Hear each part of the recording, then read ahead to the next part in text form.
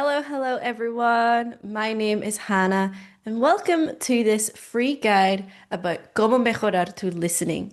So, today I have prepared a PDF guide for you, and I'm going to talk you through it. I'm going to talk to you in English because the point of improving your listening in English is to be exposed to the English language. So let's check out our guide and we're going to have a talk about it. So here is our Trucos para mejorar tu listening guide. And this is an introduction to me. So, as you know, I'm Hannah and I'm from Ireland. And 2 years ago, I moved my whole life and everything over to Spain because I wanted to try out being an English teacher over here. I had studied a degree in Spanish and Portuguese philology, filología, in the Queen's University of Belfast. So during those 4 years, although two of them were during COVID times, but during those 4 years, I was learning Spanish, studying the language, practicing translating, reading, analyzing poems, writing, essays about old texts, old poetry. So you would expect that after 4 years of studying the language to such a high level, that I would be fluent in it. But the reason I'm here talking to you is because that wasn't the case. Now, I've been here in Spain for 2 years and my Spanish is still not perfect by no means. I still make mistakes. Sometimes I still struggle to find the words, but in general, I can communicate without too much difficulty. And the biggest improvement that I've noticed since being here is the fact that I can understand. So when I arrived, I found it very, very, very difficult to understand native speakers. And I'm sure that you feel the same. If you're watching this guide, then you're feeling the same, but in terms of your English. You know the grammar, you know some vocabulary, maybe you can read pretty well, but when it comes to having a conversation, when it comes to understanding what a native speaker has said, your mind goes blank. You have no idea what's going on. And that's exactly what happened to me 2 years ago. So I'm going to tell you a little bit about my story and what has helped me and what you can do in order to improve your English listening skills. So we have the translations of the guide in Spanish as well, but I want you to try read it in English. So my first piece of advice really is a very obvious one, but it's something that needs to be said. Have patience. I think people get very, at the start especially, they're very motivated when learning languages and they expect to see results quickly. And we've all seen people on the internet selling you these dreams, selling you these miracles. Become fluent in 30 days, improve your listening in 5 days. You will be you will sound like a professional. You will sound amazing in 2 weeks with my course. And maybe if that works, good for them. But honestly, as a language learner, okay, I've learned two languages from scratch and I'm currently in the process of learning another one. It's not possible. Unless you really dedicate like 12 hours a day in those 2 weeks or 1 week or whatever, you're not going to see results that quickly. In my case, for learning Spanish, right? I started learning Spanish in school, maybe when I was 13 years old. And well, for those of you, I'm not sure how it is really in other countries, but what I hear a lot from my Spanish students, or I mean students from Spain, is that English is taught very badly in school. So it's the same in where I'm from. I left school having studied Spanish for 5 years, but really, I knew nothing. It wasn't until I started studying it at a university level that things started to click. And then 4 years of university, and I could understand written Spanish. I could speak more or less, not too badly.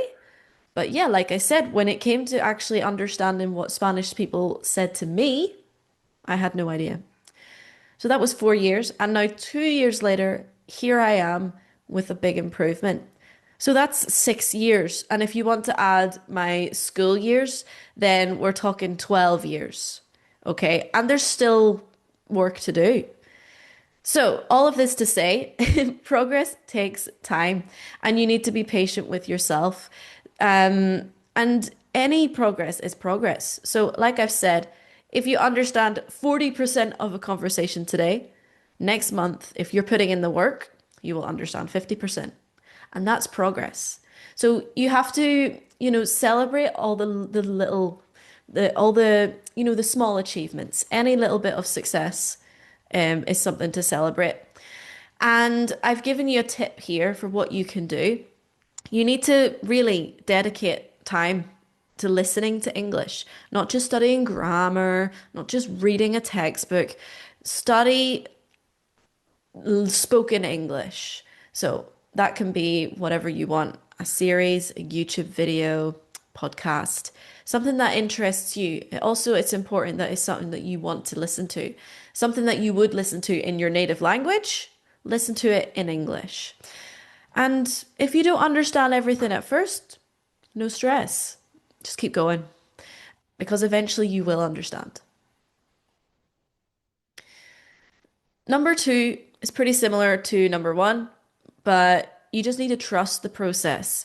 So you might feel like you're making very, very small process and progress, sorry, and maybe it's a bit unmotivating, so to speak, but it's okay. You need to keep going because no matter what, if you're listening, then you're improving and your brain is working in the background. It might not feel like it, but it is. Okay.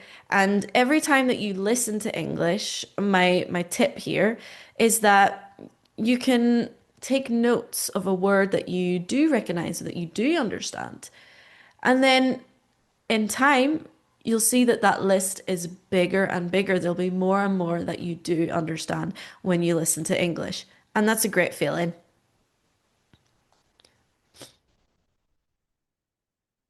Now, I think number three is a really important point. Um, you have to be comfortable with being uncomfortable. A lot of people they hear, someone speaking fast and they go, "Bah, I give up. This is too hard. I'm never going to understand this. What a terrible language. I give up." With language learning, it's never easy. It's never going to be so easy and comfortable for you. You have to get used to not understanding. You have to be okay with not understanding things. Okay? It's a natural part of the process. Suck it up, okay? Because it will be like that now, but in 1 year it won't be like that. Take it from me. And if you're only listening to very simple things aimed at your level or below, or below your level, simple clips made for English learners, that's not real life. And if your goal is to be able to use English in real life, in real situations, how are you genuinely, how do you expect to be able to do that if you have no experience listening and practicing those situations? So, what you need to do is listen to things and at first try to grasp, try to understand the general global meaning. And then you can go back and watch it with subtitles and kind of go into the vocabulary and words that you don't know.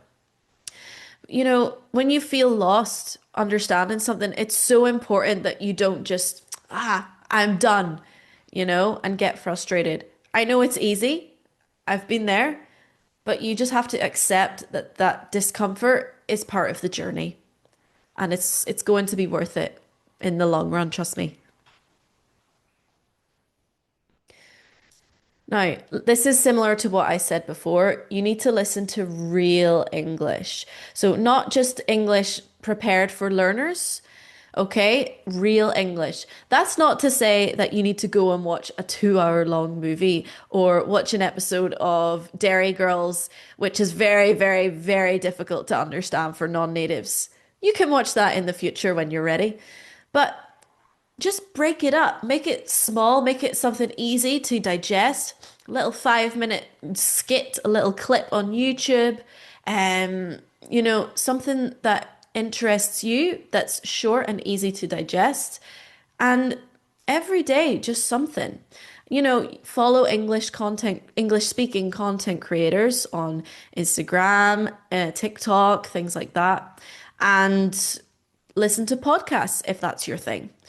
The thing is, with English, you have such a wide range of free resources available to you at your fingertips.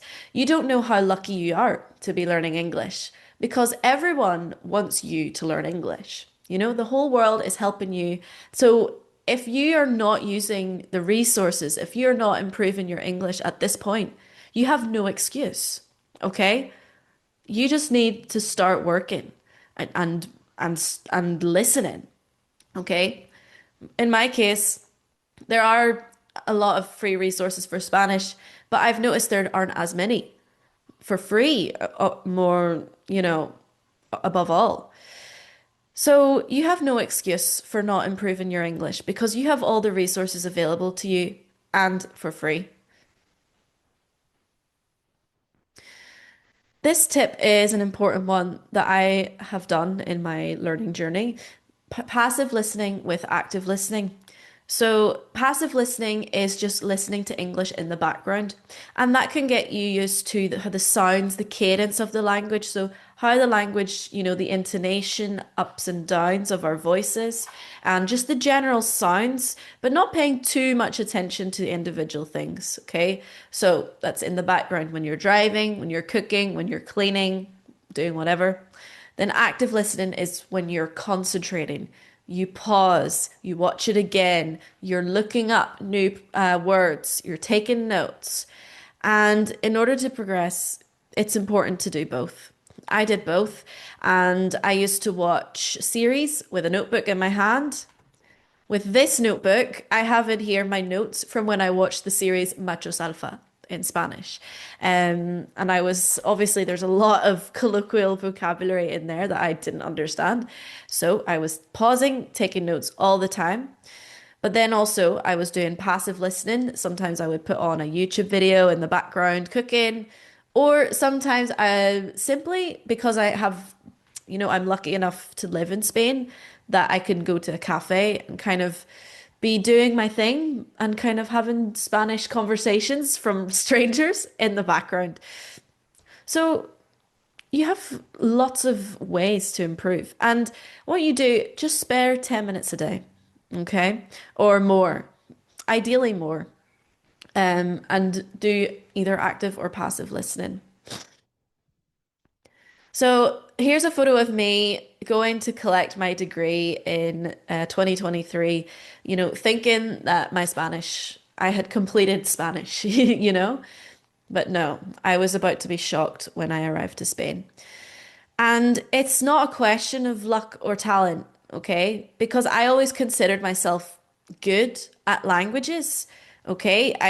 I learn quite quickly.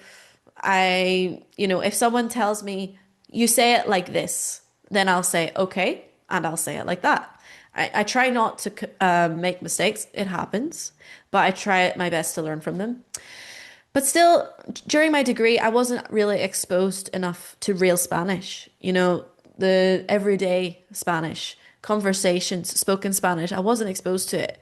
I was studying poetry by Francisco de Quevedo, but I couldn't have a more or less simple conversation. And the one thing that bothers me when because I always tell people, you need to watch series, you need to watch videos in English. And they tell me, oh, but Skay, I don't have time. Like, after a day at work, I don't want to listen to English. I just want to watch my series dubbed in Spanish. I am tired of those excuses because if you really care about your English, if it's really important to you, then you will make time for it. If you're not making time for it, then it's not important. Maybe it's a hard pill for you to swallow, but if you're not making time for it, then what do you expect? Do you expect to improve? You have to be, like I said, comfortable with being uncomfortable, putting in the work, and committing to yourself. Because in 1 year, imagine what you will do. And I want to tell you a story that is kind of my light bulb moment, like I say here. So, like I said, I arrived here and I really struggled with conversations. I could speak myself more or less, but I struggled so much to understand and follow and thus participate in the conversations. And I felt invisible. I would hang out in groups of Spanish people. They would all be talking to each other, and I would just be sitting there like, no idea. But I continued to hang out with them. I did the work in the background, watching my series, watching movies, YouTube videos, and whatnot. And recently, I went to a training camp for a voluntary program that I'm in Cantabria. It was a training program with presentations and workshops entirely in Spanish, all with Spanish people. I was the only guiri there. And I realized I was not making any effort to understand it. It was as if they were speaking to me in English. I was following along, no problem. And I was able to participate in the workshops, no problem. And that is what caused me to really make this guide because I realized, what? I didn't make a huge effort. I did everything kind of passively, here and there, listening in the background. But imagine if I had made more of an effort during these past 2 years or during my degree, I would have reached this point a lot sooner. And I'm really proud to have reached this point where I can understand Spanish to the same level as my native language. Okay, if someone says a new expression, or maybe there's some vocabulary I still don't know, then of course I don't understand it. But in general, I can understand just like they're talking to me in my own language. And that is something I'm really, really proud of. And I just want to keep working on my Spanish and keep improving. And you should aim for the same in your English. Because if I can do it, if I can do it with Spanish, you can do it with English, okay? It just requires time. You just have to give yourself time and not give up. And I have been now an English teacher for 2 years here in Santander.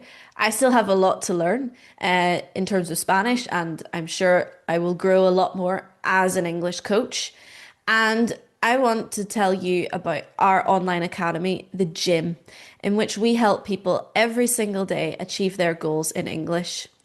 Because the best way to improve your English is by using it. Okay.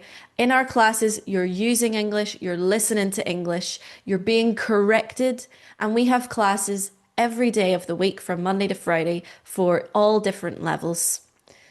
If English is important to you, then you need to invest in it and you need to make the time for it. And what better way than attending live classes with native speakers? Thank you so much for watching this guide today. I hope it's been useful to you, and I hope that you are going to make a change in your English. Keep working hard y nos vemos en clase.